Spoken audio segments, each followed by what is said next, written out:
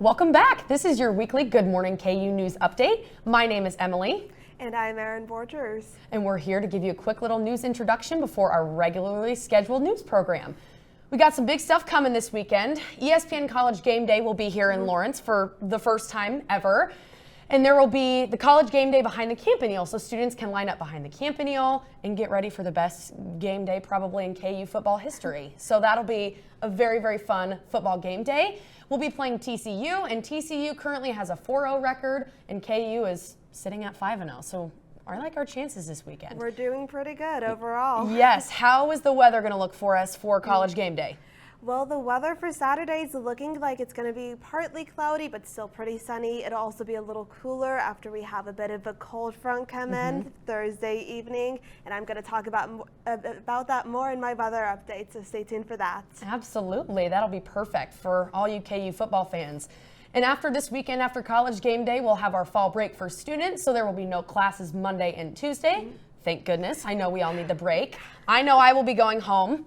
I unfortunately am not coming home. Oh, darn. I'm going to stay in Lawrence. I'm originally from Texas, so it's just a little too far for me to kind of make that drive for this weekend. But it'll still be nice to have a break from classes. Absolutely. I want it so yes. badly.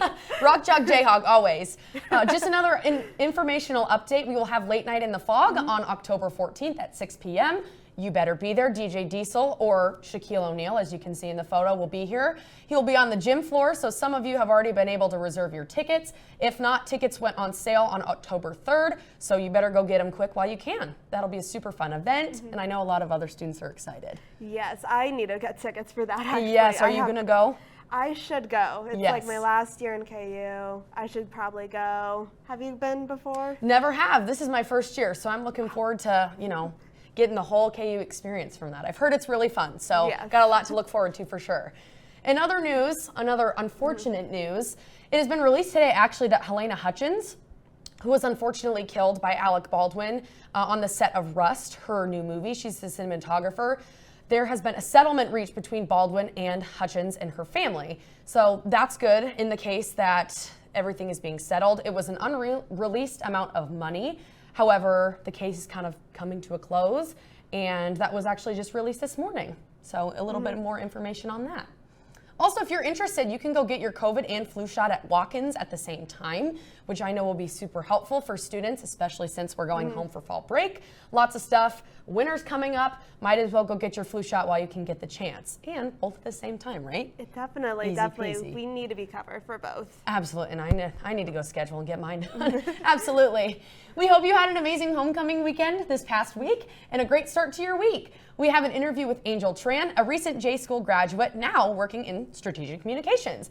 That will be coming up short after the break. Walking alone in a college town can be dangerous, no matter the time of day. Lawrence might seem like a small town, but there is still tons of crime that happens. You never know where and or when people are planning to attack, so it is better to be safe than sorry.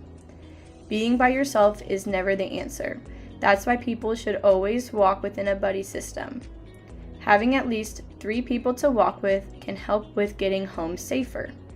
Going out in a bigger group is definitely the way to go, so everyone can be assured they are safe. If walking home isn't an option, calling KU Safe Ride is the next best option, or ordering an Uber with your friends.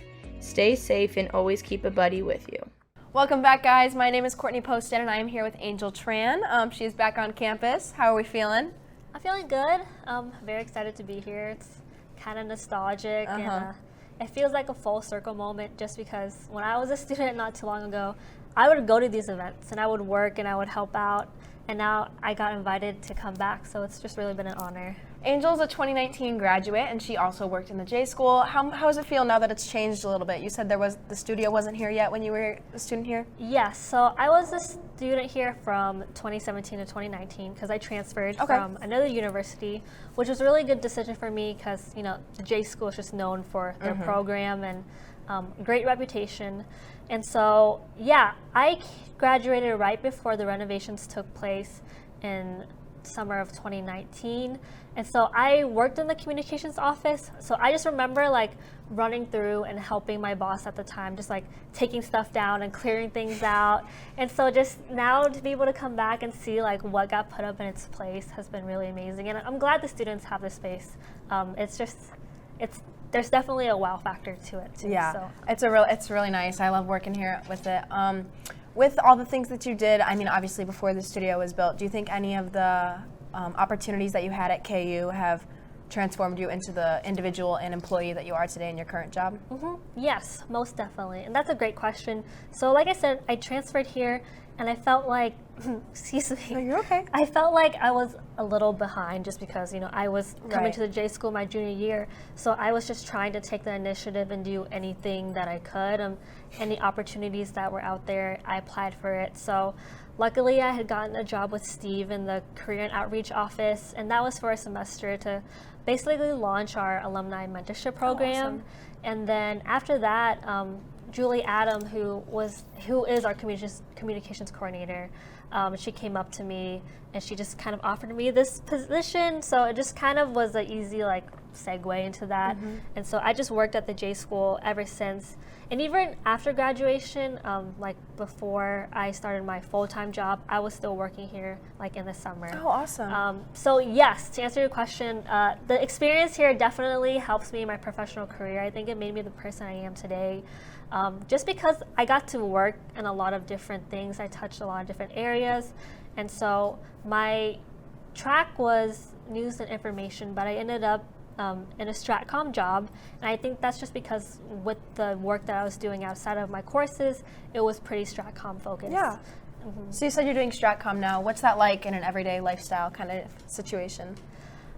So right now I'm a marketing coordinator for Populous, which is I've told you, a sports and architecture design firm. So we work on a lot of big projects globally, and it's just really busy. We have a very large marketing team.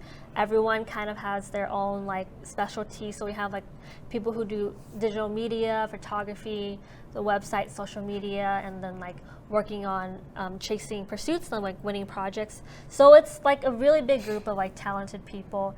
And so for me, my focus as a coordinator, I work in the esports and brand activation markets. Oh, awesome. There's a lot of other markets. There's like the professional leagues, there's convention centers, interior design, but my focus is esports and brand activation. So I really like that, just supporting those markets. Esports is kind of new. You might have heard of it. It's a really big industry now, so it's growing a lot. And just being able to help kind of grow that and build more venues for esports gaming, and also just working on brand activation with a lot of different clients has been really special. Yeah, So. that's so awesome. Has this always been the dream for you? Like coming to Kansas, this is what you knew you wanted to do? No, not exactly. I went to journalism because I loved reading and writing so much as a kid, and the idea of like sharing stories. And like I said, I did the news and info track, so I thought I was going to go that more traditional journalism route, but over time I just found myself leaning towards more Stratcom. Yeah. So my dreams definitely change, over time, and I think they'll always change. But I think this is a good point for me right now in my life. Yeah. So it's kind of a vague answer. No, but that's perfectly fine. yeah, it just kind of worked out that way, and I'm grateful to be here. Yeah. But I'm sure I'll keep moving around and keep changing things up. So we'll just kind of see For where sure. it takes me. With your dreams changing, what kind of advice do you have for current students who might not know what their dream is right now? Yes, so you definitely have a lot of time, and I know like people say that and things are easier said than done, but you really are so young, and like I'm still figuring things out. Like a lot of the alumni that were here today, they're amazing, they're great, and it seems like we're like, we got it all figured out, but we're still Figuring it out day Yeah, by day. we're just still changing and growing as people. So definitely just don't rush yourself. Be patient. And like I was telling some people today that like your first job is probably not going to be your dream job, unless you're really lucky and you just end up really loving it. But more often than not, people do move jobs. So just treat every career you're at as a learning experience. It's about your mentality. So even if like you didn't like it or end up, pursuing that or continuing it, you still got something you took from it. So just whatever you decide to do, just keep trying to better yourself and keep changing, changing for the better. Yeah. But it's okay to change. It's okay. I encourage that. You don't want to be in the same spot. You want to keep growing as a person. No, of course. So. Thank you so much. Is there anything else you want to let people watching know? No, I think that's it. Thank you for the questions. Yeah, thank you so much for being here. Yeah, thanks for having me. Thanks for tuning in, guys. We'll be back shortly after the break. From adversity, we rose. We made history and became pioneers, voyagers, champions, Jayhawks. And when our chant rises, haunting and hallowed, Jayhawks are telling the world what's near. Victory. Welcome back. I'm Prescott. And I'm Taylor. This is your Wednesday Good Morning KU News Update. President Biden will be in Florida today to assess the damages from Hurricane Ian. As of last night, the death toll is at 109, with more than 400,000 Floridians still experiencing water shortages and power outages. To donate and find ways to volunteer, please visit the Red Cross or Project Hope websites. Early investigations into the Indonesian soccer stadium stampede are indicating that the gates were too small and could only accommodate 2 people at a time.